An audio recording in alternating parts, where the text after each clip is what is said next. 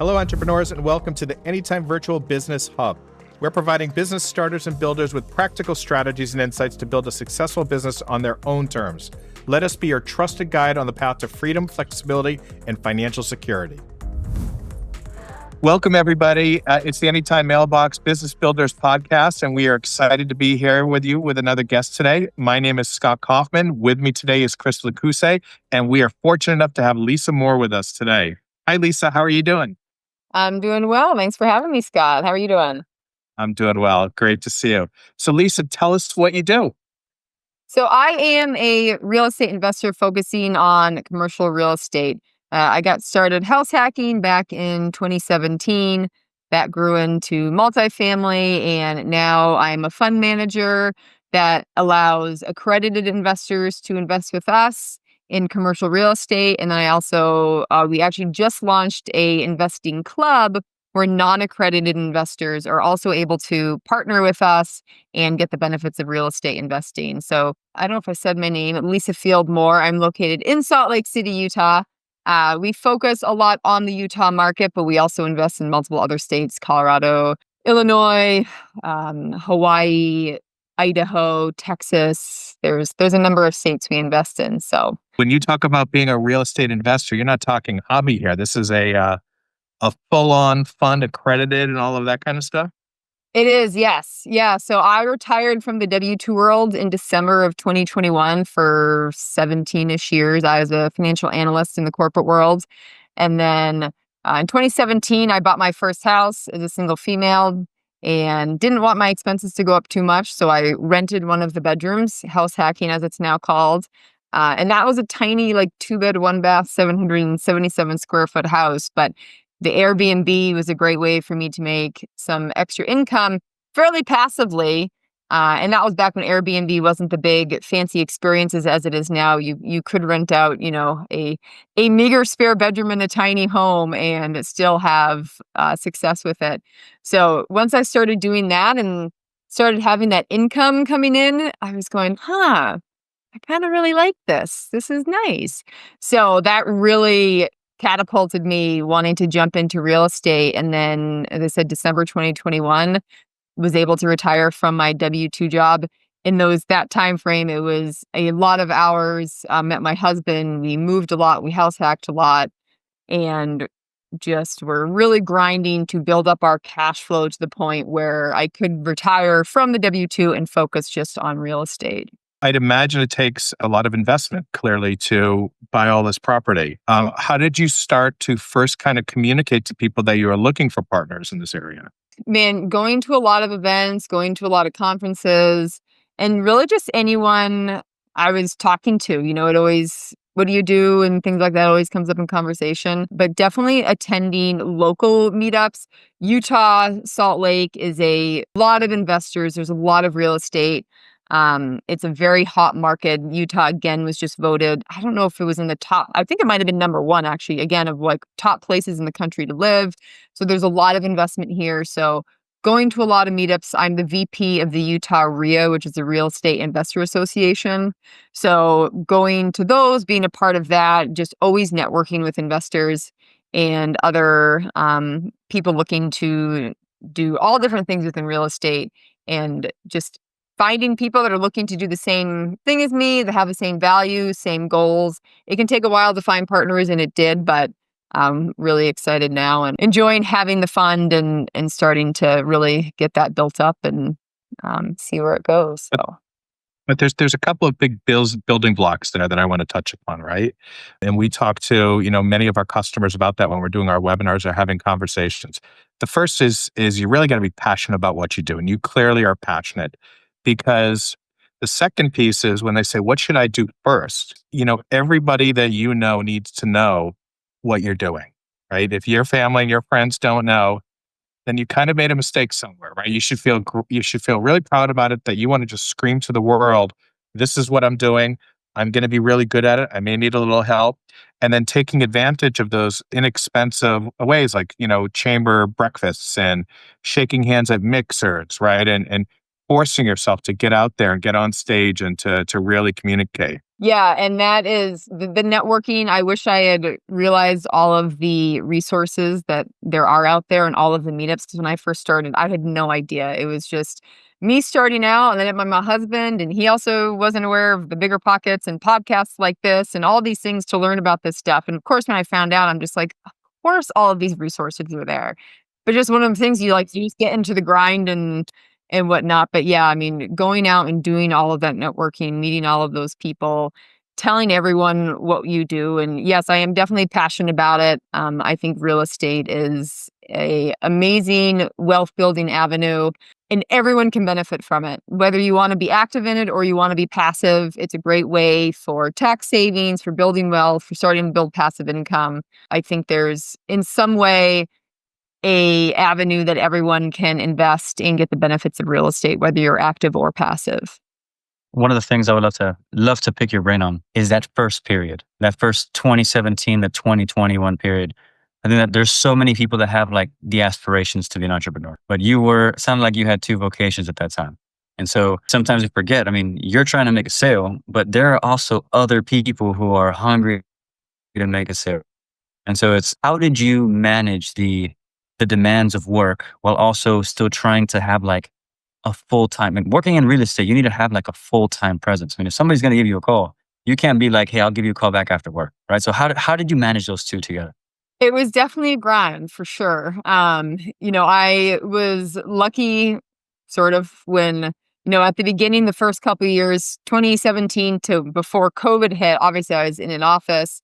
And that was a time period where I didn't know all the resources and didn't know all the meetups and things like that. And it was just, me grinding and looking for the next property to buy, moving. And then when I found all these resources and all these meetups, COVID had hit and now I was working from home. So in some ways it was really good because I could be more flexible with my schedule.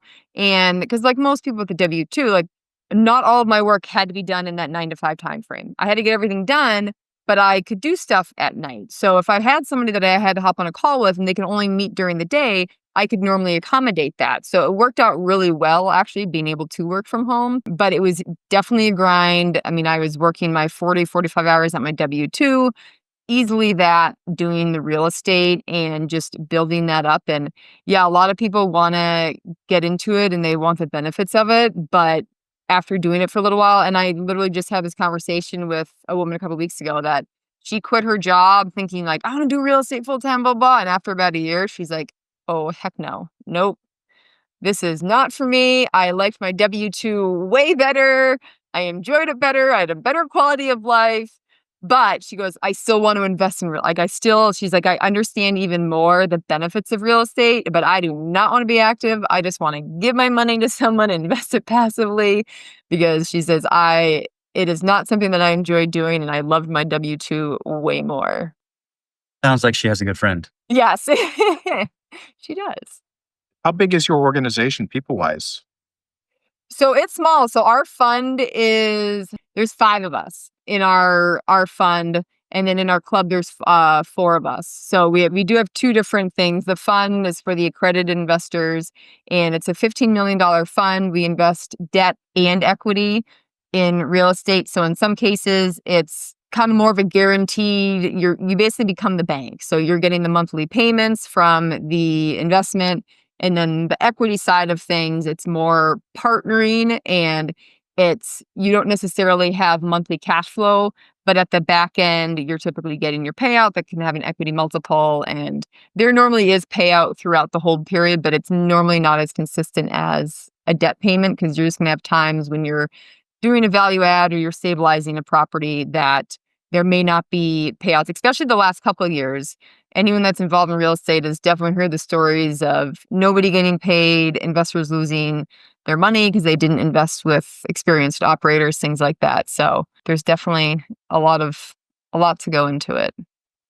But as far as operating the company goes, are you yourself managing the investment side as well as the acquisition side and the operation side, or do you have people working with you taking care of the different functions?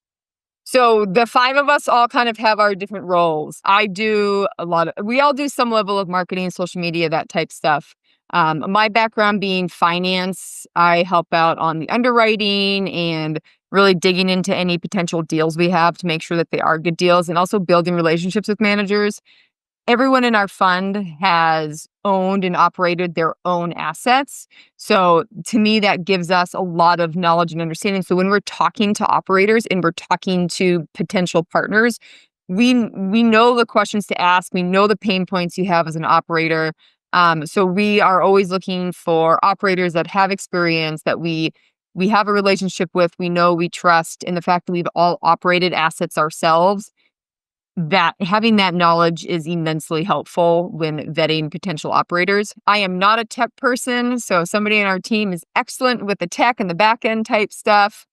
We have somebody that's really good with the marketing, so helps us get that stuff together. So we all kind of have our strengths, and that's kind of the whole point of forming a fund. Is I am terrible with tech stuff, so I want to partner with somebody that's good at that.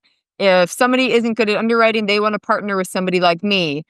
Relationship building to find investors, to find operators. So there's a lot of different roles that you need. So having that fund, all of us, we don't have to do it alone. We can partner, and we can make sure that we are partnering with people, and everyone on our team has their specific strengths to help our team just be even better and stronger, and not have any weak points where, okay, we don't have anyone that knows how to do tech, or we don't have anyone that knows how to underwrite. There's somebody that is good at each of the different roles. Do all of you guys always agree on the direction?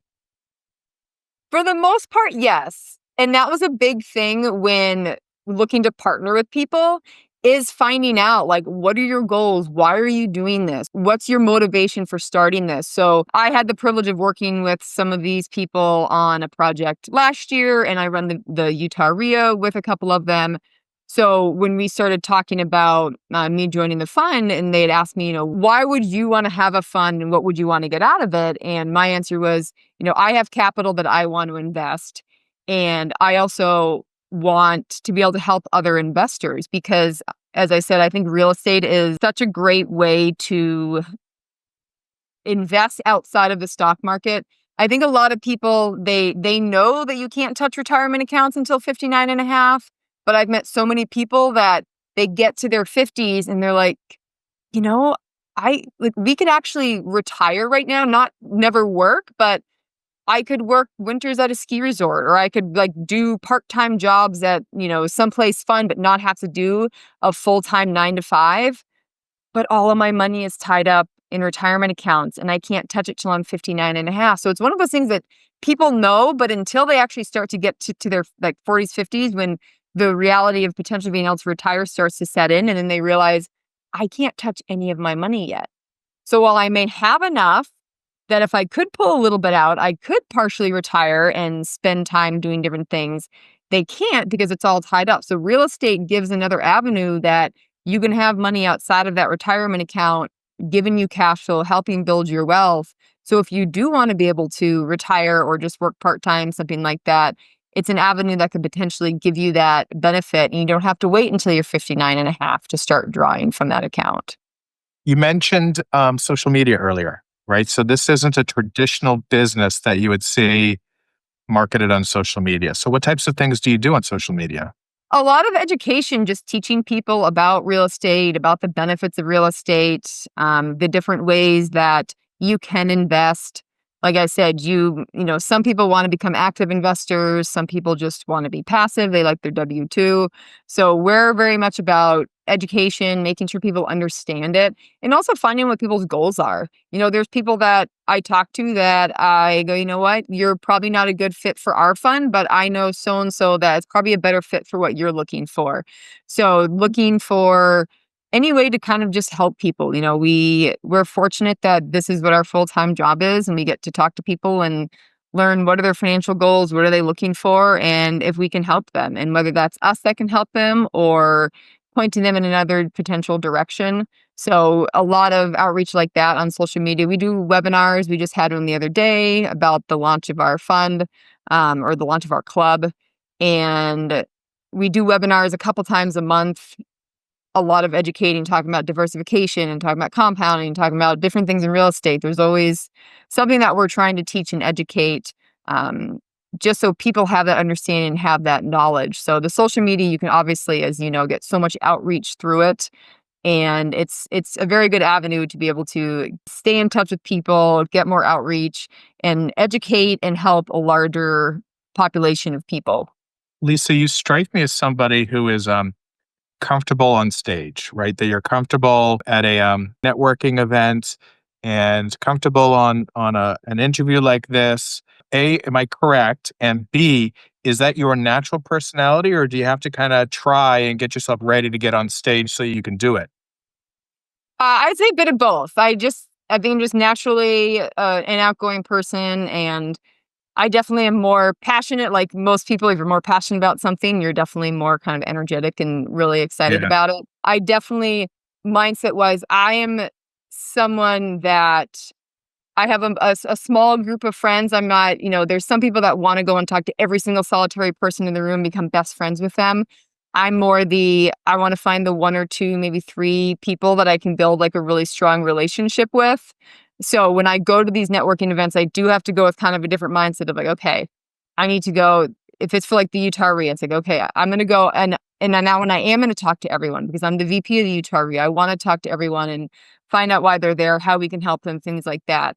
But when I'm going to a networking event that I might be looking for operators, I'm going to be very specific when I start talking to people. And, this is why I'm here. I'm looking to connect with operators. If you are an operator, if you know one, I'd love to meet them. So I do have to try and make sure I'm intentional because sometimes will kind of sit back and look around and be like, all right, who do I want to talk to here? So knowing like the reason I'm at an event and who I want to talk to, but overall, yes, I am fortunate that I'm someone that can go up to people, whoever they are, and just start talking to them. My husband's always amazed at some of the people that I've connected with and met. Just I'm like, they're just normal people. Like, just go up and Yeah. talk to them. But it's a great quality to have, right? Some people are naturally gifted. Some people have learned over time by taking classes and practice, and other people are totally scared, right? And it's like you got to jump in. You got to get in here, and you got to just get on stage and start shaking hands and saying hello to people and learning about them. Yeah, and even the people that are super shy and don't like doing that, I tell them like just go and make two connections somewhere. Like you never know, like those two connections could then lead to more connections. So I think a lot of people go to events, and especially conferences, when you're there with thousands of people and people feel like, oh my God, I have to meet so many people. It's like, no. If you are someone that's super uncomfortable with that, just focus on two people. Go and try and meet two people and try and build that relationship and spend more time with them as opposed to feeling like you need to go and talk to 100 people. And now you probably won't make too much of a connection because you've met so many people. It's okay, who is this person? And it's so many people to follow up with and things like that. So I always tell people just focus on meeting two people if you're going to an event and build those relationships slowly. That's great advice. I have a good question for you, Lisa. How do you're part of so many of these business clubs, and I think I heard you say like 4 or 5 of them off the rip.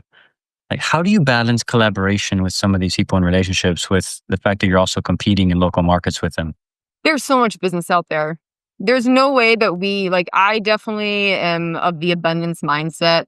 There is zero chance that I could do all of the business of all of real estate. Even if I was to say I'm focusing just on commercial multifamily, 50 to 100 unit assets, I still couldn't do all of the business in an area. In my perspective, there's so much out there. There's so much potential that, yes, I mean, I have friends. Literally, there's a house that we made an offer on, and our friend got it, and we just kind of laugh about it. Like the next one, maybe we'll get. So it's not an industry, and to me, most industries aren't like that. But there's so much out there, and collaboration will get you so much further than competition and trying to not talk to anyone.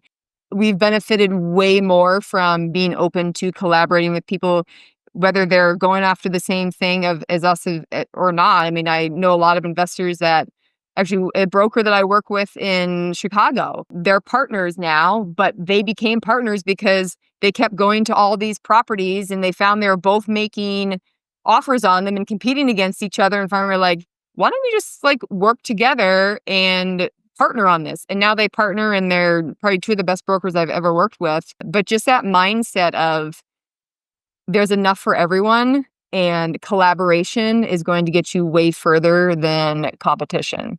That sounds healthy. And another question for you, Lisa. So, talking more about you as to why you're better than everyone else, right? So, the idea of like, what trends do you see now that other investors that would be around, right, that they may be overlooking? That has a lot of different answers to it. Every market is so different. I mean, even within Salt Lake, within an hour of Salt Lake, you'll have different markets. But right now, there's so much uncertainty with the real estate market. And that's when a lot of people tend to kind of halt when there's uncertainty and they're like, I want to wait and see what happens.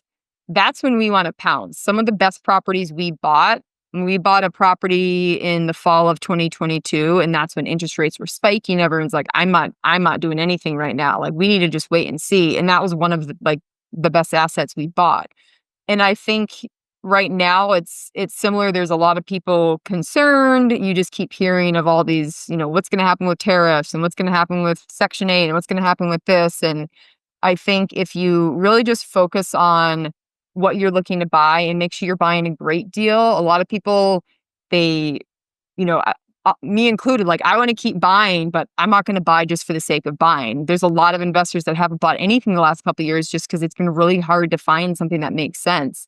So for us, we're always just looking at, in Utah right now, there's a lot of multifamily coming online. For us as landlords renting out units, there's a lot of competition and there's so many rentals available that as a tenant, you have a lot of power right now. My friend is moving back here and she's looking for an apartment. And I told her, I was like, you know what you want to pay, you know what you're looking for. I said, you find a place, I'm like, negotiate. I said, I guarantee you they will give you concessions to some degree. And that happened because there's so much available right now. So a lot of people are not wanting to buy multifamily, but it could also be a really good time to find multifamily here if you can find it for a good deal, because people are struggling to get units filled. They're having to do concessions. They're having to drop rent on places. So where real estate is based on the performance and the numbers and your NOI when you're purchasing, it could be a good time to find a property that the landlord is getting worried or they're distressed and things like that. So it's looking where the pain points are, figuring out how to solve those pain points, and then taking action. And, you're not going to make one offer and get everything that you offer on. It's going to take a lot, but really just knowing your market, knowing what those pain points are, and then figuring out how you can solve those is really what we're always doing, and figuring out what's the next thing in real estate that we want to purchase and get involved in. I heard something very key though. I heard the right deal. I could only imagine, right, that some people they don't have the conviction or the know-how of when to execute the right deal. So like if a deal comes up, they don't know it's a great deal because they haven't probably done the due diligence like how you have with your financial background and your underwriting background and all these things. So I imagine that there's some stuff in the numbers that that not everybody else knows. But I think it's amazing that understanding what the right deal is I bet a huge reason as to why you're so successful. I think part and parcel to that though, Lisa, right? Maybe you could speak to this is knowing when it's not the right deal. And, and in real estate, right? You're not W-2, right? So you can do a lot of work on something and you have to decide whether you continue pursuing it or it's just like, okay, this isn't going to work and I got to cut my losses right now and move on to something else. Yeah, and when I'm looking at deals, I want to eliminate a deal as fast as I can. So I'm looking at something and within 5 minutes or less, I can tell if this is a deal that I want to pursue or not. And there's a lot of time spent, looking at deals that will never make us money because there's just so many deals to sift through, especially the last year or two. And Utah being such a competitive market and being so many investors here, we've made so many offers last year, and there's deals that we get sent and they're called pocket listings before they're kind of out to the public. The brokers will send them just to their buyers and their smaller email list. We make an offer and they're like, oh no, they would never take that. It's worth what we're asking. I'm like, okay, like the numbers don't support that, but go ahead. 2-3 months later, we see it listed. 6 months later, I'm still getting emails on it. And I'm just sitting there going, it's overpriced. Like nobody's going to buy that. And if somebody does, it's probably someone that just is sitting on a bunch of cash that is thinking I'd rather have my money sitting in an asset in Utah that we know is going to appreciate than sitting in the bank making just a few percent. Makes sense. Have you had any challenges over the last few years that you've been able to overcome? Oh yeah, I mean there's always challenges. Raising capital the last couple years has definitely been difficult because a lot of people are uncertain with what's going on. So to have your money tied up most in syndication. So if there's a 100-unit apartment building that somebody's looking to buy, typically they're doing that as a syndication. So they're pulling a bunch of investors together to raise the money to purchase it. And typically your money is tied up for 3 to 5 years, sometimes 7 to 10 years, depending on the deal. So it's been really difficult to raise capital the last year or two because of the uncertainty of the market, because of everything that's been going on. People are just a little more skittish, and to have their money tied up, they're just a little more worried about that. They want to kind of hold a little more cash just to make sure things are okay. So, that's been a challenge, just overcoming that, talking to people. And sometimes there's nothing you can do. It's like, hey, I get it. And rightfully so. I wouldn't want to see somebody invest their last bit of savings into something and then they lose their job and they're like, well, I just put all of my savings into this deal. So, that and just operations, we bought an 18 unit in December and we knew we were buying from a slumlord as value add. That's, kind of what we do. The challenges of that, just dealing with tenants, dealing with getting people out of units, having to evict some people, getting stuff stabilized, not knowing what's going to be going on with the market. There's things now of HUD potentially being cut. What would that look like? Is that just staff? Is that going to be actual funding for investor or for tenants? There's a lot of investors that focus just on Section 8. We have some Section 8. Probably 95% of our tenants are not Section 8. So there's always things to be considering and things to look at. And, we sold the property last year and trying to find something to buy that was worth buying. I rather would have paid the taxes than buy a bad deal. Luckily, we did find something by the end of the year. But finding good deals has been really tough. The amount of time. I love my spreadsheets and I love underwriting. But by the end of last year, I was like, I do not want to underwrite or look at any more deals. I've looked at hundreds of them. So it's definitely been a challenge, but it's just, that's when the discipline comes in and it's just, okay, I don't want to do this, but I have to. And motivation will only get you so far. So it's like, I need to check the box that I underwrote 10 deals today. I need to do that. Sounds like you're very goal oriented. Sounds like you're not a successful entrepreneur. Yes. So how did you find Anytime Mailbox and how has it helped you? One of my masterminds, they do educational sections, and it was on systems and processes and talking about the benefits of it. And it was something that I'd been kind of thinking about and wanting to do. And then when I had this and they were talking about Anytime Mailbox, and then you guys ended up also being in Utah. I think you're based. Where are you guys based again? We're decentralized, but West Coast, Nevada is where we're Okay, based. I think you have an office in Utah. Maybe not. Just the benefits of that. And for us, where we're landlords and having to put addresses on stuff, we didn't want to keep putting our personal address out there. So we didn't want our tenants to have our personal address. We've never had a tenant that's wanted to come after us, but still having that ability and knowing that, okay, we can just put this address on there. It's not our personal house. We don't have to worry about it. And also moving. So we're in the middle of moving. And, I used to have a little plaque up here and now it's just weird little things. All of our books are gone. I'm like, crap, I need to find some books to put on this bookshelf.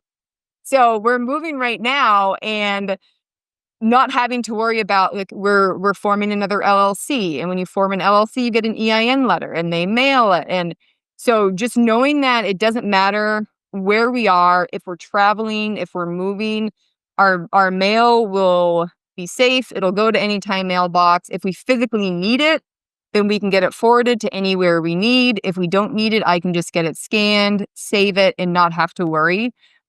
So it's great for that, for the travel, for the moving, but also, as I said, just not having to have our personal address because we don't have an office. Like, we don't need to pay rent at an office space.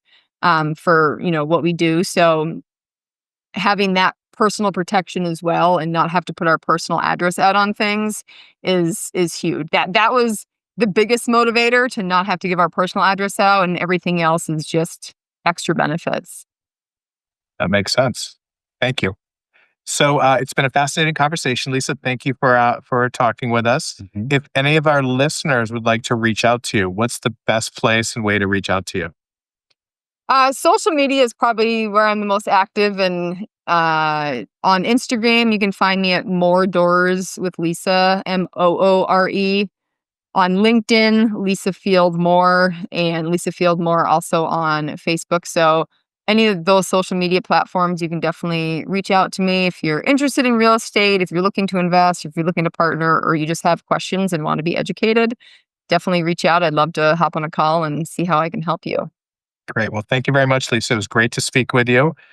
Thanks again. And we look forward to talking to you down the line. Amazing. Thank you, Lisa. Yeah, thank you guys.